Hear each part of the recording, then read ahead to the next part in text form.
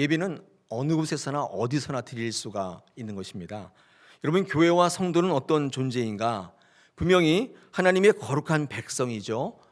그와 동시에 이 땅에서 다른 사람들과 함께 살아가는 이 땅의 이 사회의 일원이기도 한 것입니다. 무엇보다 예수 그리스도는요, 이 땅을 살아가는 동안에 이 그리스도인들이 실천해야 될 가장 큰 계명을 말씀하시면서 다음과 같이 말씀하셨습니다. 마태복음 22장에 보니까 36절로부터 보니까 예수님이 이렇게 말씀하시죠. 선생님, 율법 중에 어느 계명이 큽니까? 예수께서 이르시되 내 마음을 다하고 목숨을 다하고 뜻을 다하여 주 너희 하나님을 사랑하라 하셨으니 이것이 크고 첫째 되는 계명이요 둘째도 그와 같으니 내 이웃을 내 자신과 같이 사랑하라 하셨으니 이 두 계명이 온 율법과 선지자의 강령이다. 이렇게 말씀하셨습니다. 요약하면 이 땅을 살아가는 그리스도인들이 감당해야 될 사명 두 가지가 있는데, 하나님을 사랑하고 이웃을 내 몸과 같이 사랑하는 것이라고 말씀하신 것입니다. 그리고 예수님은 이 삶을 당신의 삶 속에서 그대로 실천해 보이셨습니다. 그러므로 이 땅에 살아가는 그리스도인들은 하나님을 사랑하고 이웃을 내 몸과 같이 사랑해야 되는 그 명령을 요구받고 있는 것입니다. 그 말씀을 실천해야 되는 존재인 것입니다. 따라서 하나님을 사랑함과 동시에 내 이웃을 품고 이해하고 도와야 하는 존재인 것이죠. 이것이 진정한 그리스도인의 정체성입니다. 여러분, 이 두 가지의 계명, 이 두 가지 사명이 그런데 어떻게 실천되는가의 문제인데, 하나는요, 하나님을 사랑하는 것은 우리의 삶 속에 예배로 드러날 수밖에 없습니다. 하나님을 사랑하라, 내 마음과 뜻과 정성을 다해서 하나님을 사랑하라 하신 말씀은 우리의 삶 속에 예배로 구체화되어서 나타나게 됩니다. 또 하나, 이웃을 사랑하라는 것은 이웃의 삶을 이해하고 그들의 필요를 채워주고 그들을 섬기고 돕는 것으로 드러날 수밖에 없겠죠. 그런데 돕는 것으로 끝나는 것이 아니라 궁극적으로는 그렇게 함으로 그들을 예수 그리스도께로 인도하는 것, 여러분, 이것이 진정한 이웃사랑의 실천의 목표입니다. 자, 그러나 오늘날 우리는요, 그리스도께서 우리에게 주신 이 두 가지의 사명을 실천하는데 좀 큰 혼란이 있습니다. 주님께서 우리에게 명령하신 이 두 가지 사명은 이 코로나 사태 가운데에서도 성도의 사명으로 여전히 유효합니다. 여러분, 특별히 하나님을 사랑하는 거, 이 예배하는 문제에 있어서 혼란에 빠져 있습니다. 여러분, 이웃 돕는 일은 이 코로나 사태 이전부터 한국 교회들이 참 잘하고 있었다고 생각이 됩니다. 얼마나 많은 좋은 일들을 이 교회에서 해왔습니까? 그 일로 인하여 많은 사람들이 교회로 인도되고 새 생명을 얻고 있고, 이건 부인할 수 없는 사실입니다. 자, 그러나 오늘 이 사태로 말미암아 이제 하나님을 사랑하는 문제를 우리가 어떻게 실천해야 되는가의 문제인데, 하나님을 사랑하는 것은 성도의 삶 속에 예배로 드러난다고 말씀드리지 않았습니까? 예배가 그만큼 중요한 것이죠. 코로나 사태로 인하여 예배 드리는 것에 대해서 논란이 참 많이 있습니다. 계속 질문을 받게 되고 또 계속 거기에 대해서 글을 요청을 받게 되었는데, 이 예배 드리는 것이 이렇게 논란이 중심에 있습니다. 어떤 분은요, 예배는 반드시 예배당에서만 드려야 한다 이렇게 말하는 분도 있고요. 또 어떤 분은 아무리 주일 성수라고 할지라도 요즘과 같이 이렇게 전염병이 확산이 심할 때는 이 공공의 질서와 많은 사람들의 안전이 위협받는 상황이라면 꼭 예배당 아니라도 다른 장소에서도 예배해도 되는 게 아니냐, 이렇게 또 주장하시는 분도 있습니다. 여러분, 어떤 것이 맞을까요? 네, 오늘 제가 사도행전을 말씀드리기 전에 지금 이 문제로 많은 분들이 논란이 있고 심지어는 논쟁도 하고 있기 때문에 저와 여러분 한번 말씀을 나누고 오늘 본문을 좀 보면 좋겠습니다. 예배는요, 어디에서나 또 언제나 드릴 수 있는 것입니다. 어떤 특정한 장소에서만 예배하는 게 아닙니다. 그래서 진정한 예배는요, 삶이라고 이야기할 수 있습니다. 진정한 예배는 삶의 예배예요. 삶인 것입니다. 요한복음 4장에서 하나님은 지금도 예배하는 자를 찾으신다는 주님의 말씀은 예배당에서 예배하는 자를 찾으신다는 말씀이 아닌 것입니다. 하나님을 사랑하기에, 우리의 왕되심을 의지하며 확신하기에 그 믿음을 가지고 어디서든 언제든 어떤 상황이든 예배하는 자, 그 자를 찾고 계신다고 말씀하신 것입니다. 삶의 예배자를 찾는다고 말씀하시는 거예요. 얼마든지 가정에서 예배할 수 있습니다. 또 예배당이 아닌 장소에서도 얼마든지 예배할 수 있는 것입니다. 핸드폰을 보며 예배할 수도 있고 TV를 보면서도 예배할 수 있습니다. 또 소파에 앉아서 예배할 수도 있고 편한 복장으로 예배할 수도 있습니다. 어디에 있든지 어떤 모습으로 존재하든지 간에 하나님은 나의 아버지시고 나의 보호자이시고 나의 구원이시며 나는 그분의 자녀이고 나는 그분의 백성이라는 것을 확신하는 믿음으로 할 수만 있다면 그게 예배인 것이죠. 여러분, 몸이 예배당에 와 있다고 하나님이 받으시는 기뻐하는 예배는 아닌 것입니다. 성도된 저와 여러분은 한 분 한 분이 다 교회라는 사실을 잊지 마십시오. 여러분이 가는 곳곳마다 예배를 선포하는 그런 존재인 것입니다. 자, 그런데 가만히 한번 이 현 상황을 묵상해 보십시다. 지금 이 코로나 사태로 인하여 촉발된 교회의 문제는 사실 예배에 대한 논란이 아닙니다. 한국 교회처럼 예배 잘 드리는 교회는 없습니다. 새벽에서부터 예배 드리지 않습니까? 예배를 드리지 않는 교회는 거의 없습니다. 지금 이 상황 속에서도 어떤 식으로든지 예배하고 있습니다. 인터넷으로 드리든지 축소해서 드리든지 예배 다 드리고 있습니다. 우리가 우려하는 것은 예배할 수 없기 때문이 아니라 더 이상 모이지 않는 교회 공동체로 전락되는 것을 우려하고 있는 것입니다. 여러분, 코로나 사태로 촉발된 교회의 위기는 바로 이건데 더 이상 모이지 않는 교회가 되는 것을 우려하고 있는 것입니다. 이 공동체가 무너지는 것을 우려하고 있는 것입니다. 예배는 지금도 다 드리고 있어요. 예배 드리지 않는 게 아닙니다. 그러나 이 코로나 사태를 통해서 성도들을 밖으로 흩어지는 모습을 우리가 보이는데 교회에 모이지 않지 않습니까? 저도 한 주간 동안 교회 있어 보니까 정말 썰렁해요. 교회가 절간이에요. 아무도 안 와요. 교회가 절간이 됐어요. 이게 아무도 안 와요. 이게 저 혼자만 늘 앉아 있게 되는데 그런 생각이 듭니다. 예배는 예배 언제든지 드릴 수 있습니다. 그런데 이 교회가 모이지 않는 예배가 교회가 공동체가 되는 것이죠. 많은 사람들이 이것을 사탄의 역사다 이렇게 볼 수도 있지만 오늘 주시는 본문 말씀을 보면요, 이 교회와 성도를 흩으시는 것은 사실 하나님이 하시는 일인 것을 우리가 알 수 있습니다. 여러분, 교회 공동체는 초대 교회 때부터 모이기에 힘썼습니다. 사도행전 2장 40절에 보니까 날마다 마음을 같이하여 성전에 모이기를 힘쓰고 집에서 떡을 떼며 기쁨과 순전한 마음으로 음식을 먹는다 이렇게 되어 있고요. 히브리서 10장 25절에 보니까 모이기를 폐하는 어떤 사람의 습관과 같이 하지 말고 오직 권하여 그날이 가까움을 볼수록 더욱 그리하자. 여러분, 초대교회는요, 예배하기에 힘쓰란 말보다도 모이기에 힘쓰란 말을 더욱 강조하고 있습니다. 여러분, 초대교회는 지금보다 훨씬 더 예배할 수 있는 상황이 아니었습니다. 예배하다가 죽을 수도 있었습니다. 실제로 예배하다 순교하는 일이 속출했어요. 그럼에도 불구하고 초대교회는 예배의 싸움을 하지 않고 모이는 싸움을 했던 것입니다. 왜 초대교회는 모이기에 힘쓰라고 했을까요? 왜 죽을 수도 있는데 모이라고 했을까요? 왜 그랬을까요? 제가 결론부터 말씀드리면 사실 흩어지게 하시기 위함이었습니다. 당시 초대교회는 이 증인들의 목격과 증언에 의존하는 그런 신앙의 대부분이었습니다. 따로 뭐가 있지 않았기 때문에 초대교회는 대부분 제자들이나 사도랄지 증인들의 증언에 의존하는 그런 신앙이 전부였습니다. 그런데 사도들과 증인들이 죽거나 사라져감에 따라서 이단들이 속출하고 거짓 교사들이 난무하게 되었습니다. 그래서 그들로부터 잘못된 예수의 지식이 퍼뜨려지고 성도들은 이로 말미암아 이루 말할 수 없는 영적 혼란이 있었습니다. 초대 교회는요, 이런 상황을 보면서 어떤 과제가 최대 과제였냐면 이 배우고 가르치는 것이 최대의 과제로 부각이 되었습니다. 하나님의 말씀, 예수 그리스도의 말씀을 잘 가르치고 전달하는 게 초대 교회의 정말 중요한 과제로 떠오르게 됐습니다. 그리고 예수 그리스도의 삶과 죽음을 배우고 이 성도들 간의 삶 속에서 믿음이 어떠한 건지를 나누고 서로 격려하고 위로하는 이 공동체의 신앙이 그때부터 교회 안에 자리 잡기 시작했습니다. 많은 거짓 교사와 이단들이 그들을 타겟 삼아 공격할 때 항상 혼자 있는 사람을 타겟하거든요. 지금도 우는 사자와 같이 삼킬 자를 두루찾고 있다는데 그 대상이 누구냐면 혼자 있는 겁니다.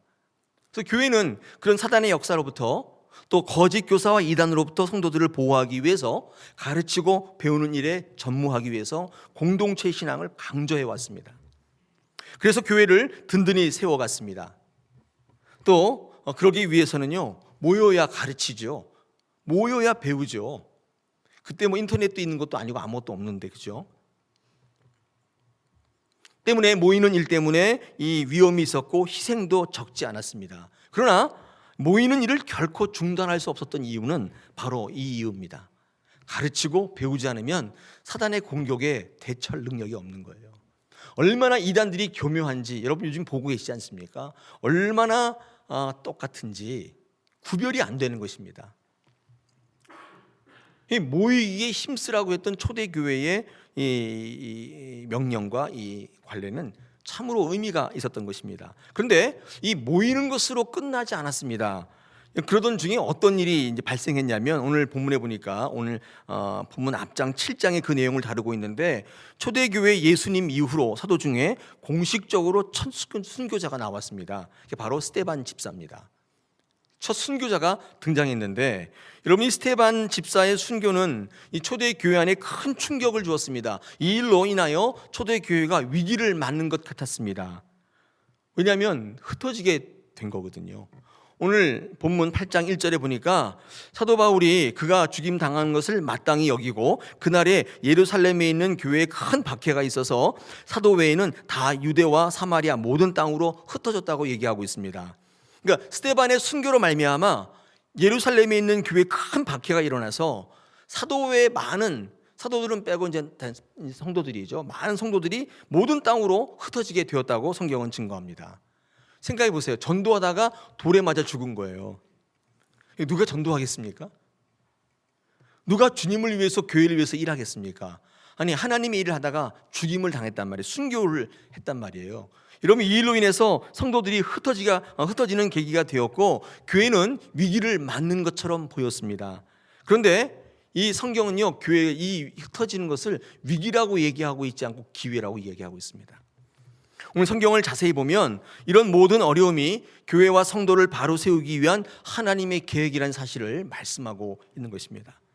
모이게 하셔서 배우고 가르치게 하셨다면 왜 그렇게 하셨을까요? 그것은 전하게 하시기 위한 거였던 거예요. 전달하게 하시기 위함이었던 거예요. 모여가지고 배우고 가르치는 것으로 끝나기를 원치 않으셨어요.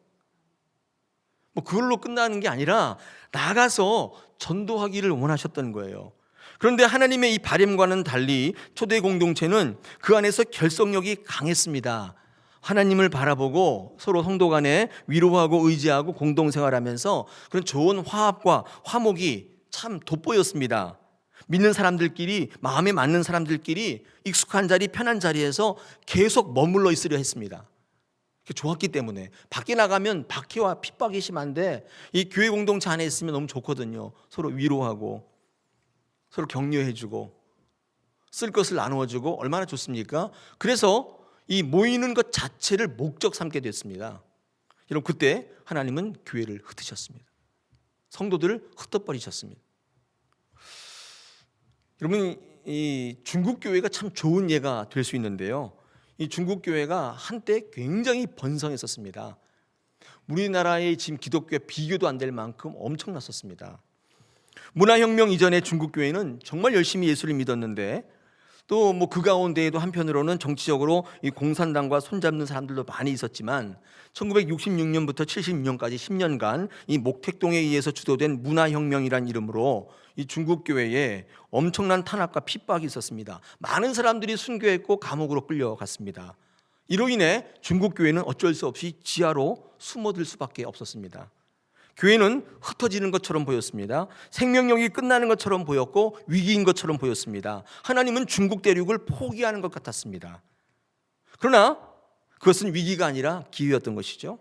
하나님께서 중국 교회를 흩으신 이유는, 지하로 흩어져 버리신 이유는 10년 후에 문화혁명이 끝나고 교회들이 다 지상으로 올라왔을 때 중국 교회는 굉장히 업그레이드 되어 있었습니다. 오히려 하나가 되어 있었고 그 전에 지하로 내려가기 전에 사람의 이름이 난무했었는데 사람의 이름이 다 없어졌어요. 오직 예수의 이름만 남게 되었습니다. 지하 교회를 이끌었던 중국 교회의 지도자의 이름은 지금도 알려져 있지 않아요. 성도의 숫자는 오히려 늘어 있었던 것입니다. 위기가 아니었습니다. 그게 기회였습니다. 때때로 고난과 환난을 통해 교회를 흩으실 때가 있어요. 여러분, 이 사단의 역사라기보다는 하나님이 하시는 일일 때가 참 많이 있습니다. 하나님은 왜 스데반의 순교로 예루살렘의 교회들을 더욱 단합시키시고 하나 되게 하시지 않고 흩어버리셨을까요? 이유가 뭘까요?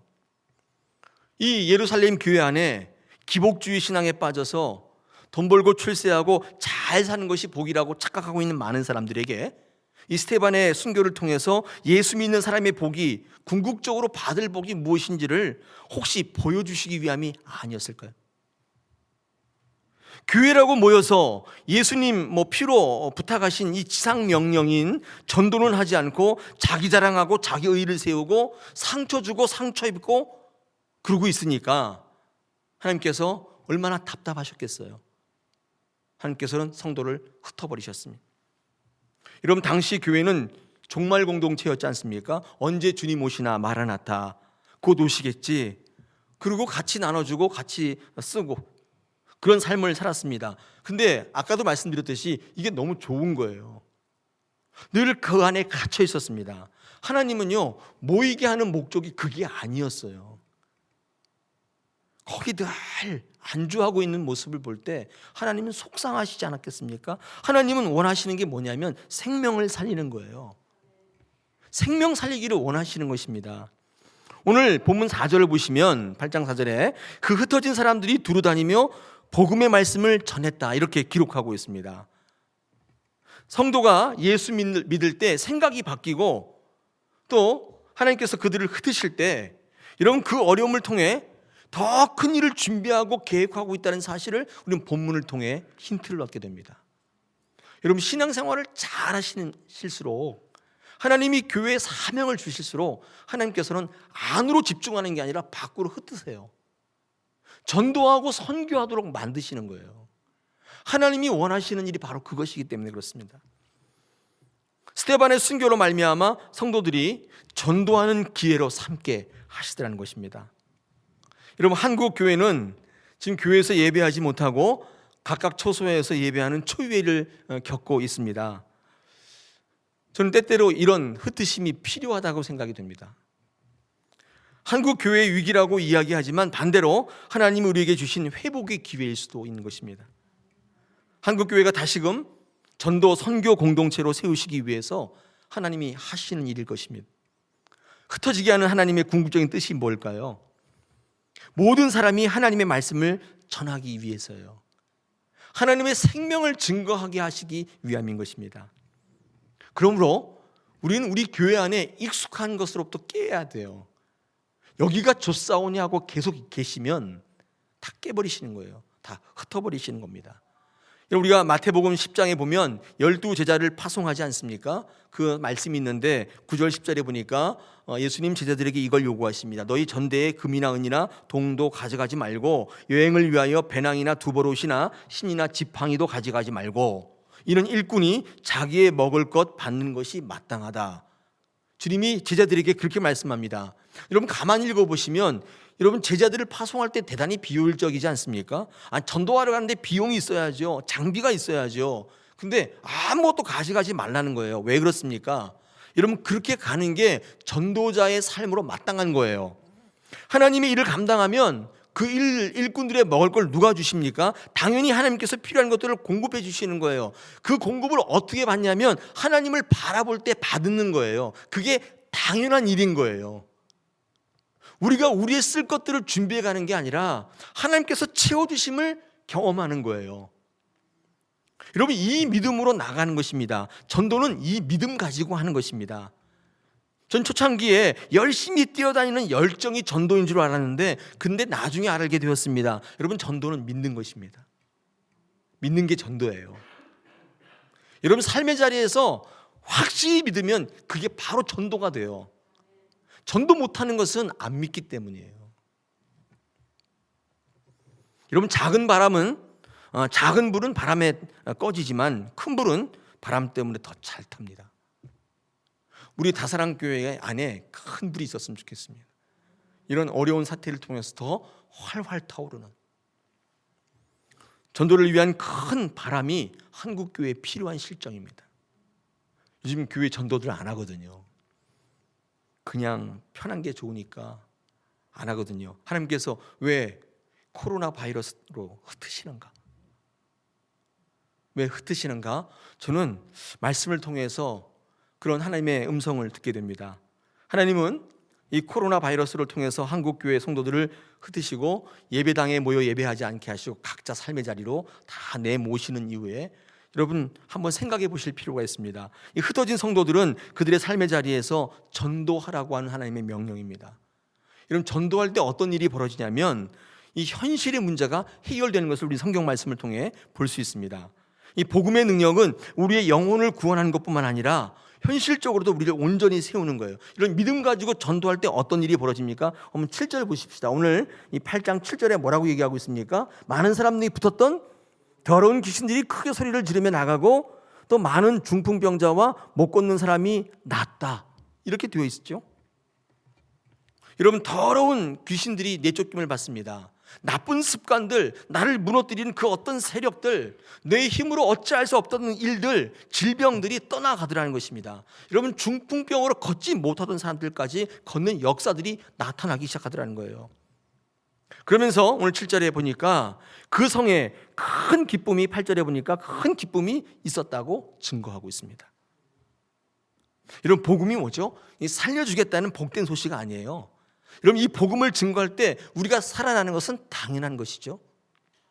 뿐만 아니라 이 복음을 듣는 어떤 사람이라도 똑같이 살아나는 역사가 일어나는 것입니다.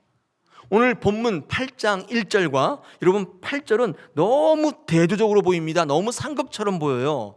큰 박해가 어떻게 큰 기쁨이 됩니까? 여러분 이것이 하나님이 하시는 일이에요. 오늘날 우리는 코로나 바이러스로 인해서 위기를 맞는 것처럼 보이지만 그런데 하나님께서 좋은 환경 속에서 안주하고 있는 이 한국교회를 보시고 교회와 성도들을 흩어 버리시고 계신다는 생각을 지울 수가 없습니다. 우리의 열악한 환경을 통해 오히려 큰 기쁨을 만들어 가시는 하나님의 계획을 보게 되는 것입니다. 히브리서 12장 11절에서 무릇 징계가 당시에는 즐거워 보이지 않고 슬퍼 보이나 후에 그로 말미암아 연단한 자들에게는 의의 평강한 열매를 맺는다고 말씀하고 있습니다. 고난과 어려움이 열매를 맺는다고 성경은 증거하고 있는 것입니다. 여러분 스데반의 순교를 통해서 교회가 어려움을 당하는 것처럼 보였지만 흩어지는 것처럼 보였지만 오히려 잠자고 있는 성도와 교회를 깨우신 것처럼 이 코로나 바이러스로 인해서 교회에서 예배 드리지 못하고 밖에서 예배 드리니 위기인 것처럼 보이고 실패인 것처럼 보이지만 그렇지 않습니다. 예배는 어디서나 드릴 수 있습니다. 언제나 드릴 수 있는 것입니다. 오히려 모이게 하시고 단합하게 하신 하나님의 한국교회의 뜻을 다시 한번 기억하시고 내 자리에서 안주하며 교회 놀이하시면 안 돼요. 나는 여기가 참 좋다. 사람들이 너무 좋다. 전도하실 생각하지 않고 이 생활을 즐기면서 서로 나눠주고 위로하면서 서로 등 두드려 주면서 그렇게 살기를 하나님은 원하고 계시지 않아요. 나가셔야 돼요. 하도 안 나가니까 하나님 흩어버리시는 거예요. 교회에서 예배하지 말라고. 너의 삶의 자리에서 예배하라. 할렐루야. 저는 여러분 잘 알다시피 저는 예배론자입니다. 저희 지금 예배하는 것도 사실은 많은 분들이 어떻게 생각하실지 모르지만 저는 오늘 아무도 안 오실 줄 알았어요. 그래서 장로님들하고 예배해야 되겠다 생각을 했었는데 여러분 오셨어요. 저는 교회에서는 예배하는데 여러분 언제든지 가정에서 예배하십시오. 여러분이 선택하시면 됩니다. 이 예배당에 안 왔다고 정죄하거나 비난하거나 비판하지 않습니다. 여러분이 잘 상황에 맞춰서 하시면 되고 모르겠습니다. 더 이제 상황이 급박해져서 이 서울에 이 감염자가 너무 많아지고 가면 이 교회의 의사와 관계없이 예배를 못 드리는 상황도 올 수 있겠습니다만은 그런데 오늘 예배는 그런 차원에서 여러분들에게 주신 하나님의 은혜의 자리이고 여러분께서 하나님을 바라보는 여러분의 삶의 자리인 것입니다. 여러분 주변에 예배당에 오지 않았다고 뭐라고 하지 마십시오. 지금 이 방송을 보면서 집에서도 열심히 예배하고 계시는 분들이 있을 거고, 또 그분들도 그 삶의 자리에서 예배하시는 분이기 때문에 그들도 하나님의 은혜가 넘치시길 바랍니다. 오늘 이 말씀을 통해 우리 다사랑교회가, 한국교회가 달라지는 계기가 되었으면 좋겠습니다. 하나님께서 왜 이렇게 하시는지를 깊이 묵상하며 하나님의 뜻에 부합한 기쁘시게 하는 한국교회 되기를 원합니다.